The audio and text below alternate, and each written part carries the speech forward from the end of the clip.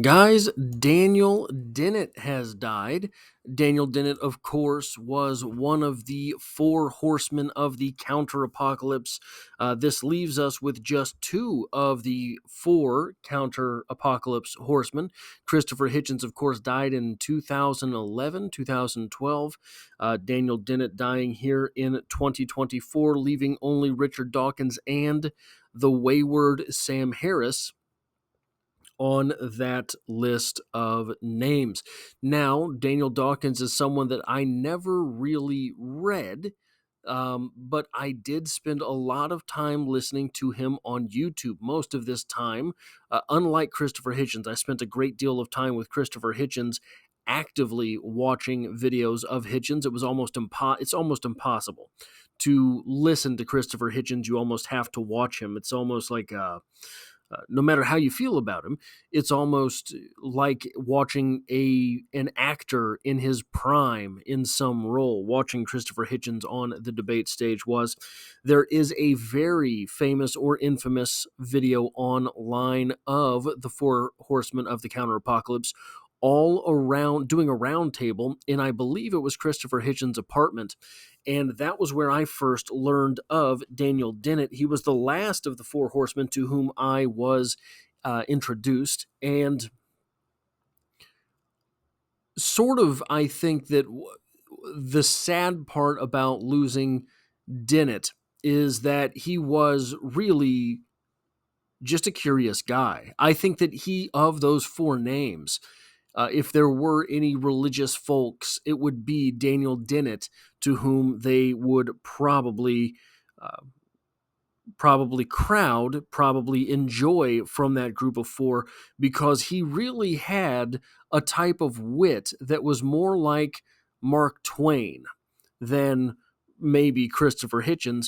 He was someone who was very quick to have a turn of phrase in an ironic fashion, but not the biting irony of Hitchens, not the outright slap in the face of someone like Richard Dawkins, not the borderline word vomit that sometimes Sam Harris is guilty of, but sometimes Sam Harris could get out a point that was pretty prescient. But Daniel Dennett was the one that really was easy listening. And I've probably, though I have not read any of his books, like I said, the amount of Daniel Dennett that I have consumed online, there are tons of interviews around his book that was set up on consciousness pumps or intuition pumps, pardon me, intuition pumps, which was a book that he wrote in, I believe, 2013, and did a series of lectures for that online. Definitely stuff that is worth looking up. Daniel Dennett was a guy who made the sort of, dare I say, malaise of modern day philosophy really something that you could bring home with you. He was not someone who was too lost in all of the weeds. In fact, when he had disagreements and arguments with Sam Harris on free will, basically Daniel Dennett said, look, you can do all of the talking you want. I think all we're doing is talking past one another when we say that there is no such thing as free will, because what you, and I think that this is what I am saying, basically said to Sam Harris, what you were using to define the term free will is something kind of nonsensical to begin with. So Daniel Dennett published in his time, from what I could find, 19 books, starting with Brainstorms, Philosophical Essays on the Mind in 1981. He would have been 39 years old at the time, all the way through 2023 with I've Been Thinking.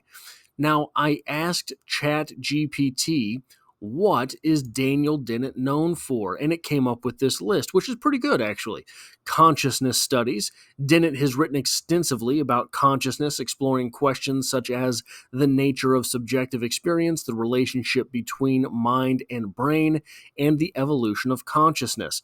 Now, this is kind of three ways of saying the same thing here from ChatGPT, but isn't that what philosophy is all about? Number two, philosophy of mind. He is known for his theory of the mind as a computational system, which he outlines in his book, Consciousness Explained. Dennett proposes that consciousness arises from the operation of complex neural networks in the brain. Very interesting stuff. Number three, compatibilism. This is the argument with free will. Dennett is a proponent of compatibilism, the view that free will is compatible with determinism. He argues that even if the universe operates according to deterministic laws, humans can have meaningful agency and moral responsibility. Basically, a way to say that though the world and nature will limit the things that you are of which you are capable, IQ, for example, will limit a lot of the things that you can do in your life. In that domain, the domain of life, still you have free will. It is sort of a nonsensical term if you start bringing in all of the possibilities that people sometimes like Sam Harris bring in. Number four, naturalism. Dennett advocates for a naturalistic approach to philosophy, which seeks to explain phenomena in terms of natural causes and processes without recourse to supernatural or mystical explanations. Number five, the reason I'm not saying anything with number four is it pretty much goes with number five. Evolutionary theory. He has applied principles of evolutionary biology, to understanding human behavior, culture, and belief systems. Dennett's work in this area explores how cultural phenomena, including religion and language, can be understood as products of biological evolution. All of this kind of goes back in to his argument for compatibilism. Though there are things that might limit you in the quote unquote natural world, having free will outside of those constraints is not something by which we can judge or set up the game or explain the game. Anyhow, you can't put rules in the rule books for not bringing a baseball bat onto the football field. Well, because that's a baseball bat and this is a game of football. Six, critique of religion. Daniel Dennett is known for his critical analysis of religion and religious belief. He argues that religious phenomena can be explained naturalistically without recourse to supernatural explanations. He has written several books on the topic, including Breaking the Spell, Religion as a Natural Phenomenon. This is how he got his entry to the Four Horsemen of the Counter-Apocalypse. Very interesting thoughts on religion Daniel Dennett had, though I have to say, a lot of the times, kind of like with his compatibilism argument, a lot of the times he just kind of throws up his hands and says non servia. This question is nonsensical, so I'm not going to answer it. Maybe in a less abrasive way than perhaps Richard Dawkins, but in a way that is not only not engaging, but not fulfilling. He's not the way that Christopher Hitchens was able to make such convincing arguments was he was definitely interested in the details. Daniel Dennett, if he thought that the question was nonsensical, would not get into the question at all. I went out and found 5 quotes from Daniel Dennett, and these quotes really give us a little bit of a taste of who Daniel Dennett was, and his wit, his sense of humor, and all of those things with Daniel Dennett. Number one, what you can imagine depends on what you know. This is an argument, again, with his compatibilism sort of ideas. What you can imagine depends on what you know. Sam Harris would say that is proof that you don't have free will, that you can't imagine anything. Anything imaginable means that you are not free to do it, whereas Daniel Dennett says, if you can only dream in English, he is not saying this directly, right? This is what I am taking from this quote. If you only dream in English, it does not mean you don't have free will. It means that you never learned French to be able to have those dreams as well. You have the free will to be able to go out and learn French. It just means that you have not done so yet. Number two, the secret of happiness is, and isn't this something we would all like to know, find something more important than you are and dedicate your life to it. What a wonderful sort of idea. That is something so simplistic that it takes a philosopher to say it. The chief, oh, I put chiefs. The chief trick to making good mistakes is not to hide them, especially not from yourself. Instead of turning away in denial when you make a mistake, you should become a connoisseur of your own mistakes, turning them over in your mind as if they were works of art, which in a way they are. This is an interesting idea, especially as we get into the age of AI. Full self-driving from Tesla, one of the things that they are doing is they are training their neural networks based predominantly at this point on bits of footage that drivers of Teslas have submitted to them out of a disengagement from the process, meaning you have your car set to full self-driving, your car nearly runs over a pothole, you disengage full self-driving and stop your car from doing it, and your car then learns not to run over potholes. That information is then spread over the entire fleet of Tesla cars. This is an interesting idea. Artificial intelligence versus natural intelligence. Natural intelligence here, as Dennett has explained it, and artificial intelligence, as it is being trained, they seem to have very few differences. One of the emergent properties of the full self-driving stack from Tesla is interesting because it learns now. It's end to end, meaning no human is coding anything. It is just learning from video of other drivers. When you are stuck in traffic, you'll inch forward and move to the side so you can stretch and see what's going on. Why are we all stopped?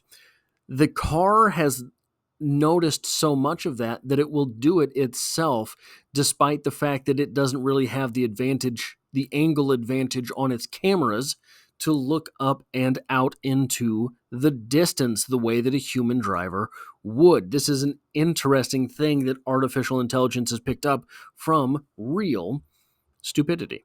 Number four, no matter how smart you are, you're smarter if you take the easy ways when they are available. This means learning from other people's mistakes. This was one of the big points that you got oftentimes, that basically Richard Dawkins raised in all of the debates he was in, was that if you were